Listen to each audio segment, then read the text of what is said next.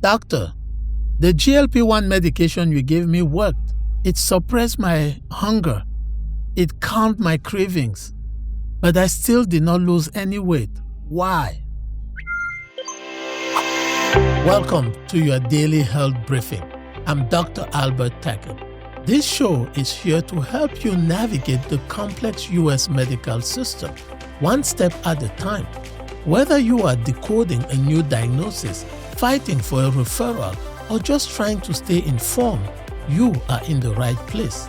Let's get into the science.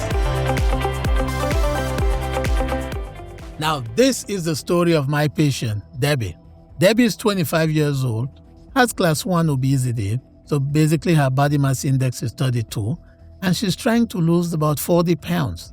And so I prescribed her GLP-1 medication. She comes back for a 1-month follow-up and is quite happy. She tells me, "Well, doc, I started taking the medicine. I am happy to report I had no nausea, no vomiting, none of that crazy stuff people tell me they experience. And it calmed my cravings. I could sit down and finally focus on my work without trying to eat all the time." And so I said, "Great, that's awesome. I'm happy it worked." But when I looked at her chart, her weight did not change. Not a single pound lost. So I asked her, "Debbie, so how does it work that it suppressed your appetite, dealt with your cravings, but yet you did not lose any weight?" And Debbie said, "I'm not sure, doc. I don't know what's happening." She was confused, but I wasn't. And so we got into the science of GLP-1 medications and how they work. So this is the deal. Debbie took the medicine and the medicine worked as it is supposed to.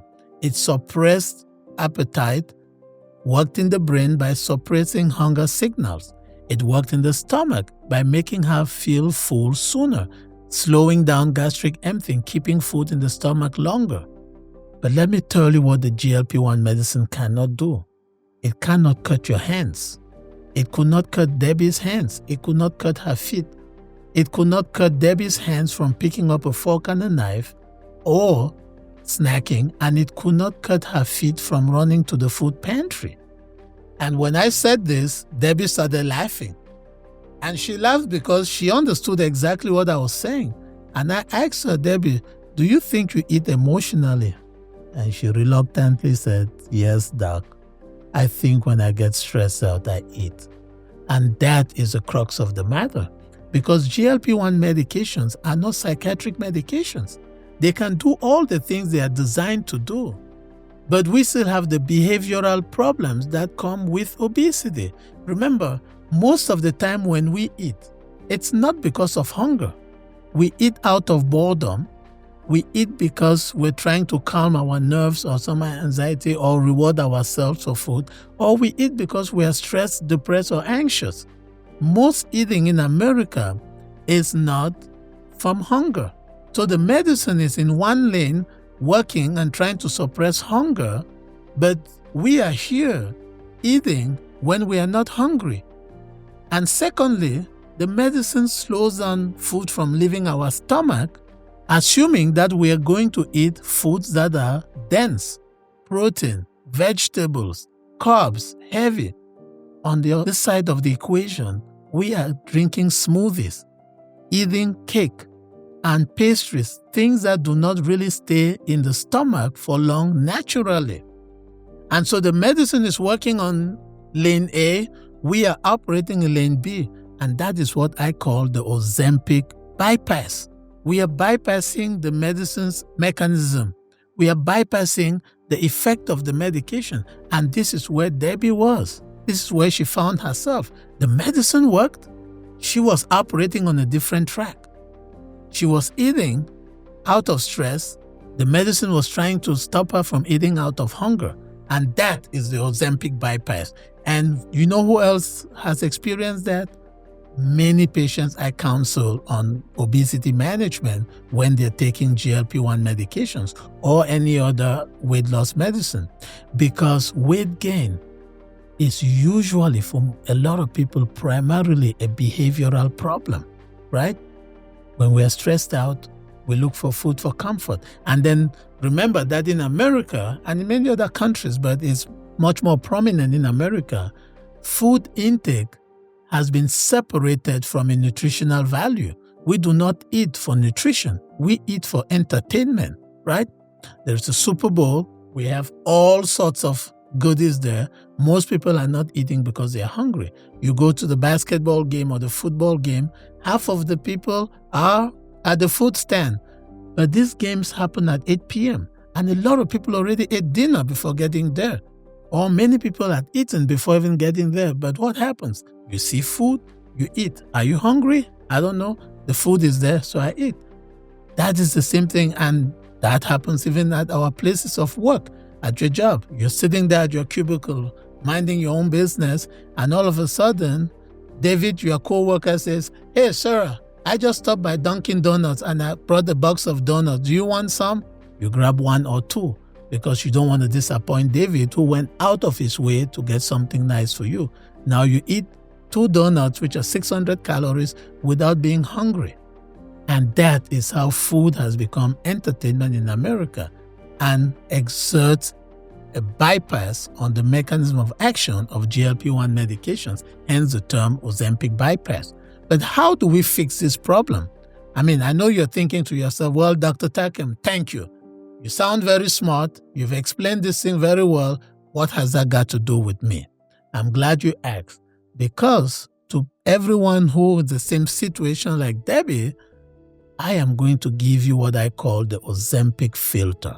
I want you to stay with this, if you may. When you take a GLP-1 medication, or for that matter, when you are eating in general, for everybody, whether you're taking Ozempic or not, apply the Ozempic Filter. Before you put anything in your mouth to eat, ask yourself one of 3 questions. Am I eating this because I'm hungry?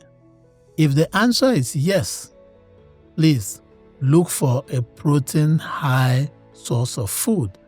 Turkey, chicken, lean cuts of meat, vegetables, because these things are high in fiber and they will make you feel full sooner and with less caloric intake.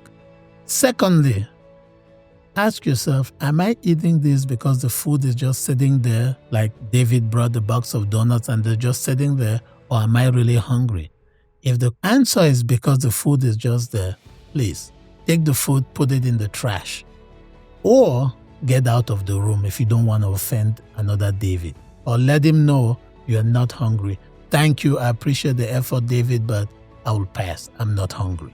Thirdly, ask yourself, am I eating this because I am emotionally distressed, or am I really hungry?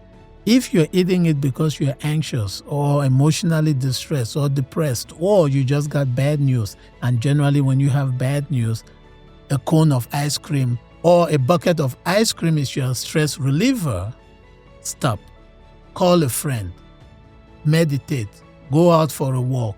It is not worth taking another 700, 800 calories that will jeopardize your goals just for a moment of stress, right?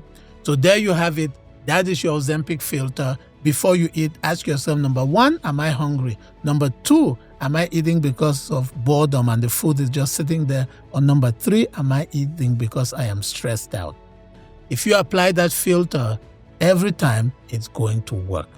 And I'm happy to report that Debbie did apply that filter, and the second month she came, she lost 6 pounds. Not a whole lot, but it was better than the last month where she didn't lose any weight. Okay, so remember, the Ozempic Bypass, and the solution is the Ozempic Filter. If you like this episode, I hope you apply it in your own life. And I will see you next episode, because the fight doesn't stop here for your health care. This has been the Daily Brief. Medicine is not about certainty. It is about responsibility. Decisions are often made with incomplete information, but they are always made with your safety in mind.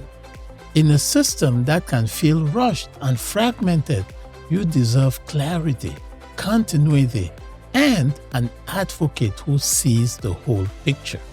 I am Dr. Albert Takem, your physician ally, high-level science, human-level care. I will see you at the next briefing, or I will see you in the clinic.